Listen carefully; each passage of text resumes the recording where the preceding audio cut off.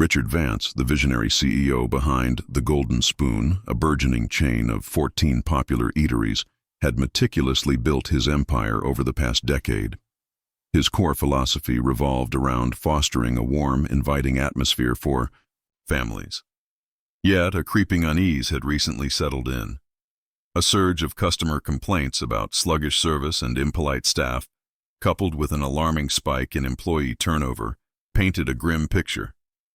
Despite his regional director's unwavering assurances that operations were smooth, the official reports starkly contradicted the unsettling whispers he'd been hearing.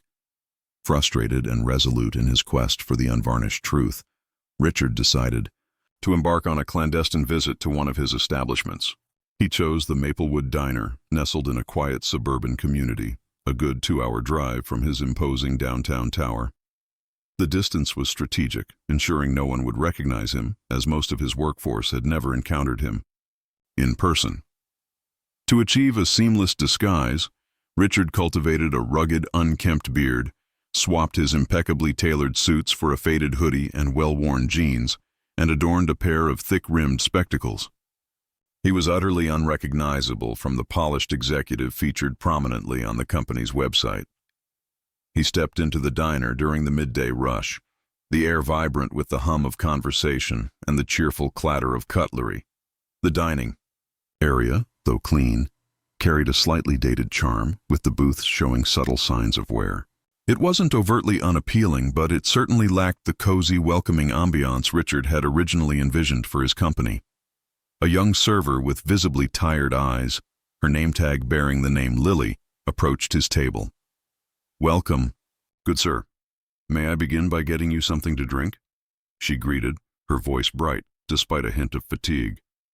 Richard observed the faint shadows beneath her eyes and the slight tremor in her smile. Something seemed amiss, but he chose to overlook it.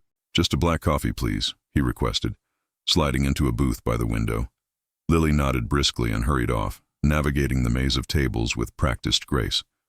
Richard watched as she effortlessly managed a flurry of orders, refilled countless glasses and cleared plates from the bustling kitchen. She was clearly stretched thin, yet she never once betrayed her exhaustion to the patrons. When Lily returned with his coffee, Richard ordered a classic cheeseburger and fries. As she diligently scribbled on her notepad, a booming male voice echoed from the kitchen. "Lily, what's the holdup? You're lagging behind again." The voice belonged to a stocky man in his 40s, his apron adorned with various stains. Richard surmised he was the shift manager, noting with disapproval that the man hadn't bothered to introduce himself upon Richard's arrival. Lily flinched at the harsh tone, but quickly responded, "Coming right away," her voice cracking slightly. Richard frowned. He had built this entire enterprise on the principle of valuing employees, not publicly reprimanding them. He took a slow sip of his coffee, deciding to continue his silent observation. As he waited for his meal, he caught snippets of conversations from neighboring tables. A family in the booth behind him grumbled about the excessive wait for their food. A pair of teenagers whispered about the manager's earlier rudeness toward their server. The atmosphere felt strained, a far cry from the friendly diner experience Richard had envisioned. When Lily finally delivered his burger, she offered a soft apology for the delay. "My apologies for the wait," she murmured, avoiding eye contact. "No need to apologize," Richard replied, offering a small, encouraging smile. "You're doing wonderfully." Her eyes flickered up, surprised, before she nodded and rushed off once more. Richard had barely taken a bite when he heard muffled sobs emanating from the kitchen. He froze, his fork suspended mid-air. The sound intensified, unmistakably Lily's. He gently placed his fork down and strained to listen. "I'm genuinely trying my best, okay?" Her voice fractured through the thin walls. "I haven't had a moment's rest in 6 hours, and I'm pushing myself to the limit." The manager's voice cut in, sharp and dismissive. "If you can't handle the pressure, perhaps this isn't the right profession for you. We have no time for excuses." Richard's stomach churned. He couldn't remain seated. He slid out of the booth, leaving his half-eaten burger, and strode purposefully toward the kitchen door. What he witnessed made his chest tighten. Lily stood with trembling hands, wiping tears from her eyes with the back of her sleeve. The manager loomed over her, arms crossed, his face contorted in a mask of frustration. Two cooks deliberately avoided the scene, clearly uncomfortable but unwilling to intervene. Richard clenched his fists, his heart pounding. This was not the company he had painstakingly built. "Is there an issue here?" Richard inquired, his voice calm but imbued with an undeniable firmness. The manager spun around, startled. No, just a slight misunderstanding." Lily shook her head, tears still welling in her eyes. "I'm sorry," she whispered. Richard looked at her, then back at the manager. He chose not to reveal his identity just yet. Instead, he stated, "She appears to be in need of a break. Why not allow her to sit down for a few minutes?" The manager scoffed. "We're critically understaffed. There's no time for breaks during the peak hours." Richard's jaw tightened. "There is always time to treat people with dignity," he said evenly. The tension in the room was thick as Richard held the manager's gaze. He knew he couldn't remain silent for much longer. The manager's lips pressed into a thin line, but before he could respond, one of the cooks, a lean young man with a nervous demeanor, spoke up. "Lily has been working non-stop since she clocked in. She hasn't even had a chance to get a drink of water." His voice was hesitant, but a quiet defiance resonated within his tone. The manager shot him a furious glare. "Stay out of it, Sam. Focus on your station." Richard's eyes flicked to Sam, then back to the manager. "And who, might I ask, is responsible for ensuring your team can focus? Because from my vantage point, it seems the pressure is stemming directly from how this establishment is being managed." The manager's face flushed, his bravado momentarily crumbling. "Look, I'm just doing my job. If people can't handle it, that's not my fault." Richard's gaze hardened. "We shall see about that." Lily, still wiping her eyes, looked at Richard with a mixture of confusion and gratitude. "I'll be fine," she murmured, though her voice wavered. She turned toward the door, but Richard gently stopped her. "Take 5, he said softly. "You've earned it." The manager began to protest, but Richard raised a hand, his tone leaving no room for argument. "She is taking a break now." Lily hesitated, glancing nervously between Richard and the manager, before nodding and slipping past the swinging kitchen doors. Richard turned his attention back to the manager, his voice calm but with an underlying steeliness. "What is your name?" "Greg," the man replied, his tone defensive. "And who are you to waltz in here and dictate how I run my shift?" Richard ignored the question. "How long have you been the manager here, Greg?" Greg folded his arms. "Approximately 2 years, and I've maintained this place just fine, so I don't require some random customer interfering and—" "You consider this fine?" Richard interrupted, his voice rising slightly. "Your staff is exhausted, your customers are voicing complaints, and you're verbally abusing people in the middle of their shifts. That is not fine. It's a complete disarray." Greg opened his mouth to argue, but Richard cut him off again. "You might want to seriously consider how you're treating people, because I assure you, if I were your superior, this behavior would be entirely unacceptable." Greg's face paled slightly, but he quickly attempted to mask it with a scoff. "Right, well, you're not my boss, so—" Before he could finish, the kitchen doors swung open, and Lily reappeared, her face looking slightly more composed. She kept her head down as she walked past Greg and back toward the dining area. Richard decided it was time to step back and continue observing for the moment. He gave Greg one last pointed look before turning and following Lily into the dining room. Back at his booth, Richard watched as Lily resumed her duties. She moved a little slower now, her exhaustion more evident, but she still managed a faint smile for every customer she served. Richard noticed her taking extra care with a young mother, struggling to keep her toddler entertained, offering crayons and a paper menu for the child to color. He also noticed Greg glaring at her from the kitchen window. Richard discreetly took out his phone and began taking notes. He meticulously jotted down everything he'd observed: Greg's demeanor, Lily's overwhelming workload, the customer grievances. He also made a note of Sam's quiet defense of his colleague. After finishing his meal, Richard signaled Lily. "May I have the check, please?" he asked, keeping his tone light. She nodded and swiftly brought it over, along with the receipt. "Thank you for visiting. My apologies again about earlier," she said quietly. "No need to apologize. Richard replied, slipping some cash into the billfold. "You're doing an excellent job." Her cheeks flushed slightly, and she offered a small, genuine smile. "Thank you." As she walked away, Richard made a firm decision. He wasn't finished here, not by a long shot. He stood, retrieved his jacket, and made his way to the exit. But before leaving, he paused and glanced back at the dining room. Lily was refilling a customer's coffee, her movements precise and efficient. Greg was barking orders at Sam in the kitchen. Richard's jaw tightened. He pushed open the door and stepped outside, pulling out his phone. "Brenda," he said when his assistant answered, "I need you to clear my calendar for tomorrow and compile every piece of information we have on the staff at the Maplewood location. Employee files, performance evaluations, everything. Understood?" "Understood," Brenda replied without hesitation. "Anything else?" Richard glanced back at the diner one last time before walking to his car. "Yes," he said. "Ensure my regional directors are prepared for a meeting. We need to have a serious discussion." He hung up and slid into the driver's seat, his mind already buzzing with strategic plans. Tomorrow, Richard wasn't merely going to observe. He was going to initiate decisive action. The following morning, Richard arrived at the diner shortly after opening, still clad in his familiar, unassuming disguise. This time, he carried a small notebook in his pocket and a renewed sense of unwavering resolve. He was no longer content to merely observe from the sidelines. The morning shift was considerably quieter, affording Richard the perfect opportunity to observe without the usual chaos of the lunch rush. Lily was already on the floor, her movements deliberate but noticeably slower than the previous day. She appeared even more fatigued, her smile a mere shadow of its former self.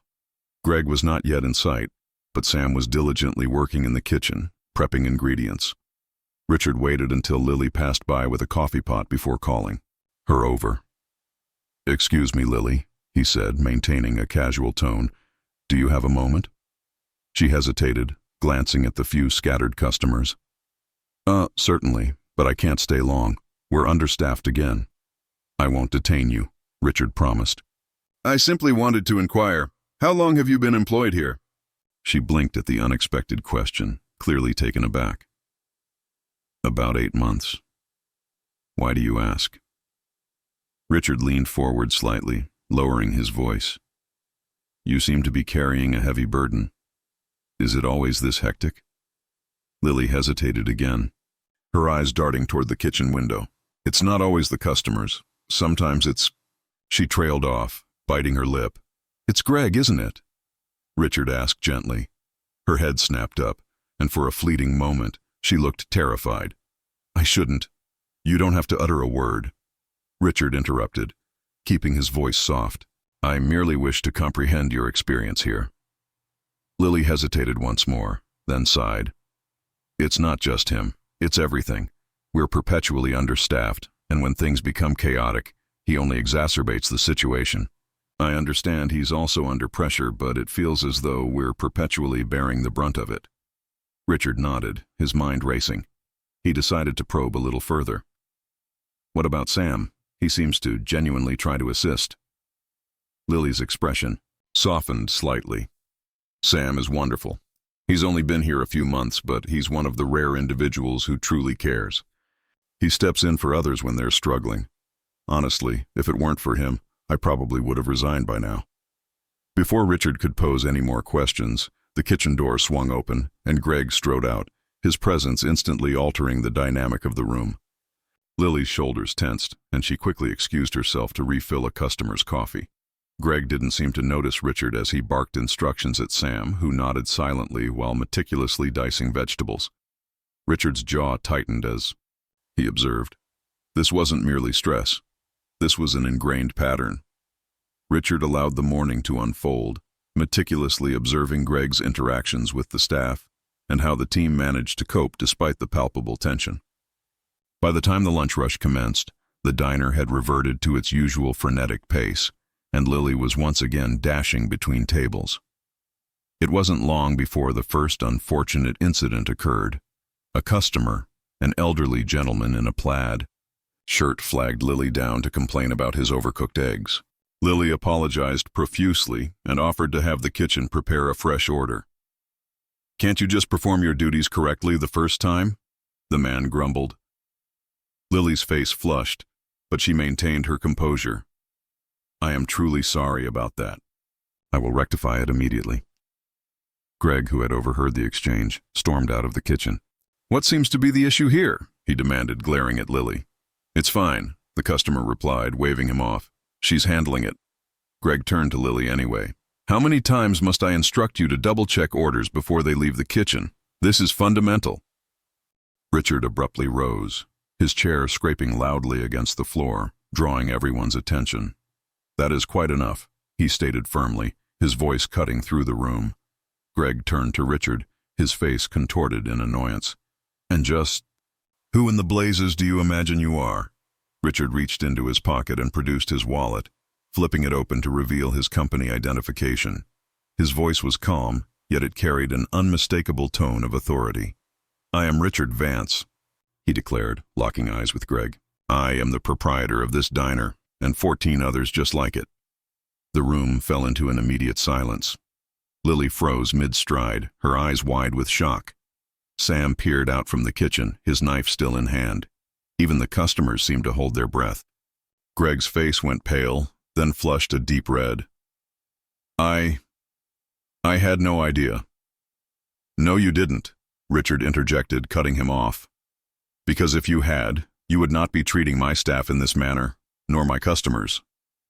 Greg stammered, but Richard offered him no opportunity to recover. "Let us speak in the back," Richard said sharply, gesturing toward the office. Greg hesitated, then nodded stiffly and walked toward the kitchen. Richard followed, pausing only to glance at Lily. "I will not let this go unaddressed," he said quietly. Inside the office, Richard firmly shut the door and turned to face Greg. "Do you comprehend the extent to which your conduct has been inappropriate?" Richard asked, his voice low but resolute. Greg opened his mouth to speak, but Richard raised a hand. "Spare me. I have witnessed enough.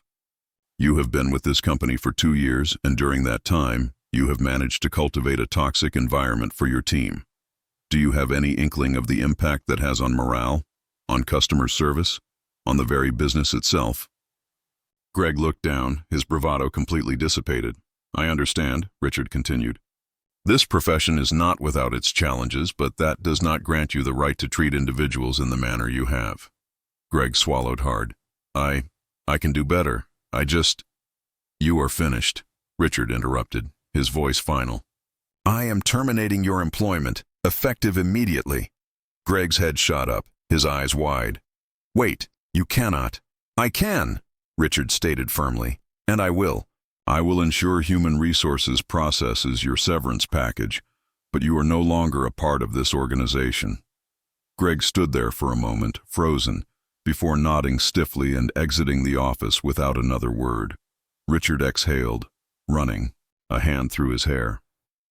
He took no pleasure in dismissing employees, but this action was undeniably necessary. When he re-entered the dining area, all eyes were fixed upon him. Lily and Sam stood near the kitchen, their expressions a mixture of profound shock and cautious optimism. Richard took a deep breath and addressed the assembled room. "I wish to extend my profound gratitude to everyone for their diligent efforts," he said, his voice steady. "Circumstances are about to undergo a significant transformation around here, commencing today." He looked directly at Lily and Sam. "You, too. Please meet me after your shift concludes. We need to converse." The palpable tension in the room began to dissipate, replaced by a murmur of curiosity and immense relief. Richard understood that this was merely the genesis, but for the first time in a considerable period, he felt as though he was guiding his company in the unequivocally correct direction. After the last customer had departed and the dining area, lights were dimmed. Lily and Sam stood somewhat awkwardly by the counter, awaiting Richard's words. The gentle hum of the kitchen appliances was the only sound in the room. Both appeared utterly exhausted, yet a cautious sense of hope flickered in their expressions. Richard had spent the remainder of the day observing without further intervention, but now it was time to act. "All right, let us take a seat," Richard said, gesturing toward a booth near the back. He slid into one side while Lily and Sam hesitated before taking the other. Richard leaned forward, resting his forearms on the table. Firstly, I wish to express my sincere appreciation. I recognize that today was challenging, particularly with all that transpired, but you both conducted yourselves with exemplary professionalism and genuine care. That is more than I can say for some of the leadership this establishment has endured. Lily glanced at Sam, uncertain how to respond, while Sam fidgeted nervously with the edge of his apron. I was unaware that matters had deteriorated to such an extent, Richard admitted, his voice now softer. That falls squarely on my shoulders. I have been too detached.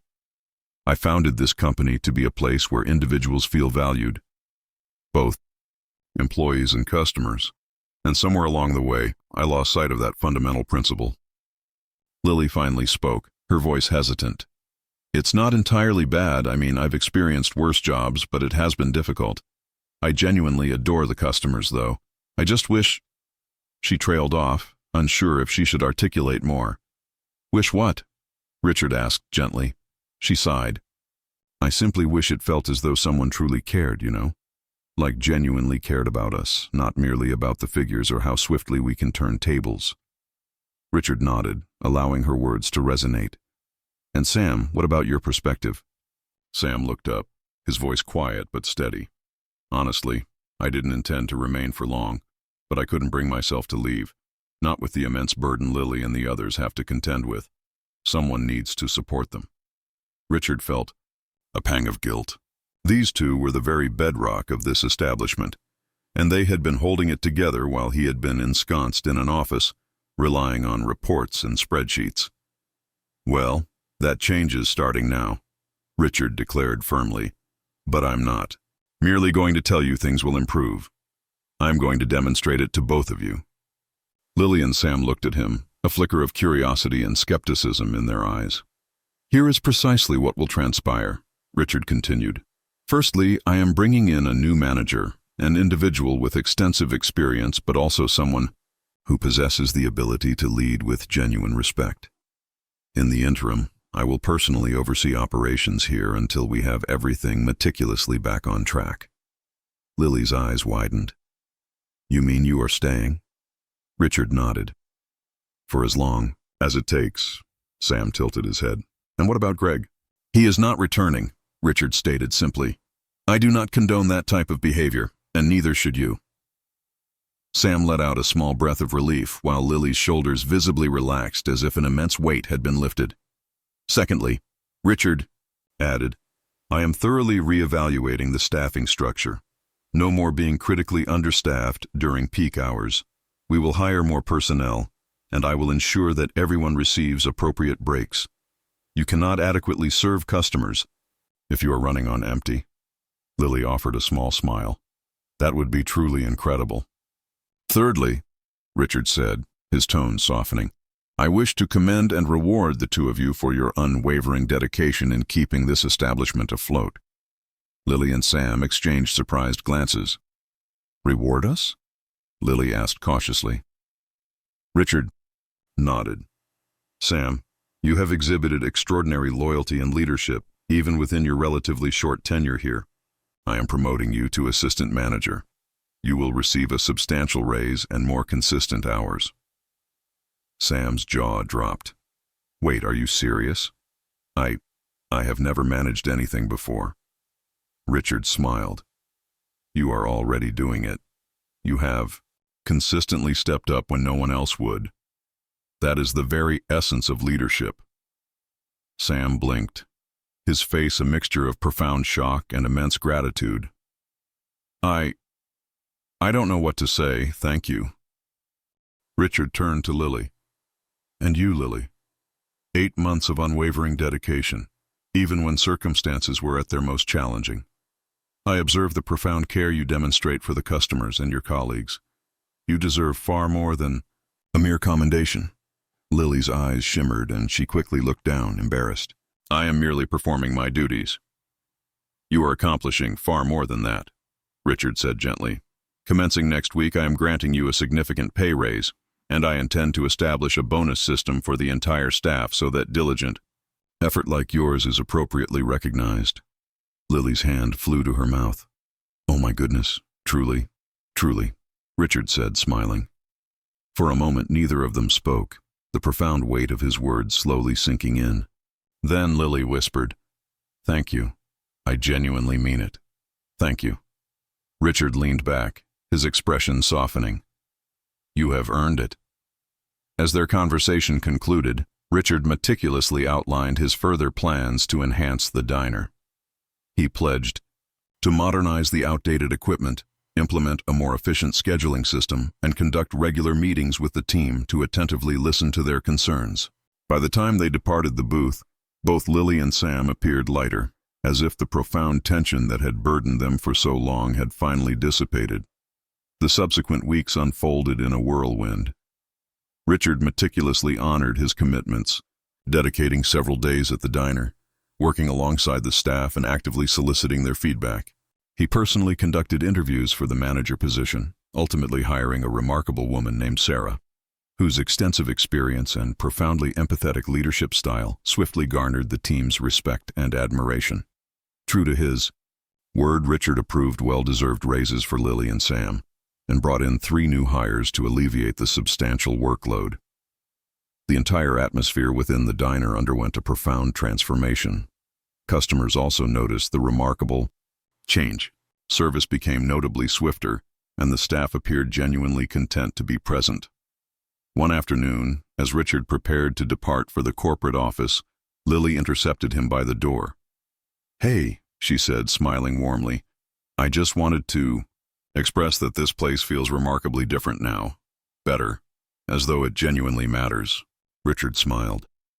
"It absolutely matters, and so do you." As he walked toward his car, Richard experienced a profound sense of pride he hadn't felt in years. It was no longer solely about profits or expansion. It was about the individuals who rendered it all possible, and he was resolute in his commitment never to forget that again.